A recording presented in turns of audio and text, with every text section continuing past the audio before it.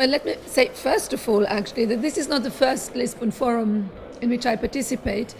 And I find this meeting today much more interactive, much more lively than I have experienced in the past. So I think this is an extremely positive development. It shows the interest of the participant, but also that the panelists are well chosen and bring up questions which are pertinent.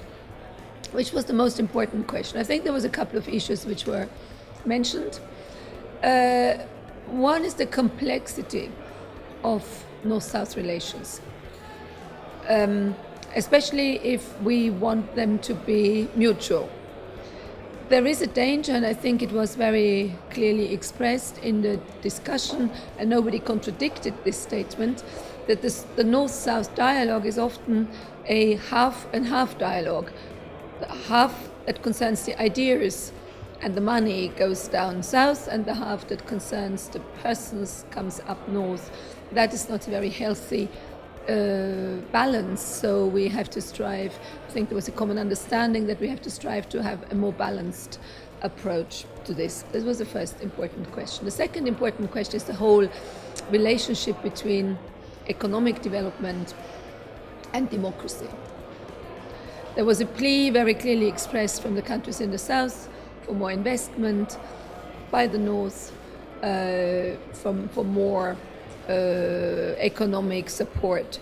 But this investment will happen once the countries are reliable democracies with a functioning judiciary, with functioning media, with functioning rule of law, quite simple. This is the same everywhere. This is not reserved for North Africa or the southern Mediterranean.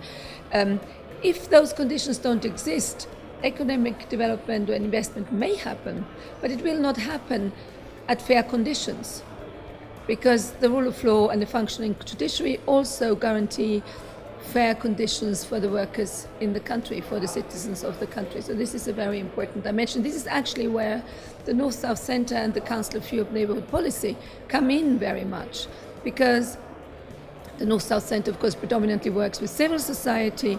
The programs of the neighbourhood policy of the Council of Europe very often concentrate on working with authorities, working also with the independent institutions that have been created, especially in Morocco and Tunisia, with regard to media, with regard to torture. We work again together on the judiciary, we work on fighting corruption, we also work on combating violence against women and domestic violence and violence against children. So these are all areas where the so-called North and the so-called South can actually work together very well, where we share the same values.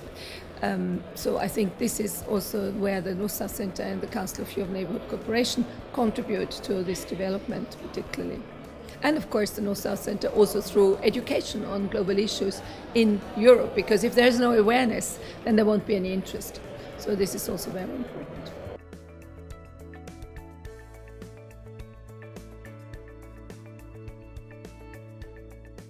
I think indeed the biggest challenge is to create conditions which allow for legal migration, and these conditions have to be created both in the south and in the north. They are important because at the moment there's a lot of unease by European populations with the migrants. This is not a good thing, because the migrants contribute now to also creating societies in Europe. So, but there should be an organized manner of welcoming them, of integrating them into the labor market, of integrating them into our societies. And much of this work has to happen in the south. Not just to stop the migrants from coming. Many of them don't even want to come necessarily to us, but to create conditions which allow them to live happily. I think one of the participants said, we should live in a world, and of course this is a dream, but still we should live in a world where you travel, not because you have to find food, but because you want to discover different cultures. We're very far from that at the moment, but I think that is the biggest challenge indeed, to create conditions which allow people to live happily where they want to live.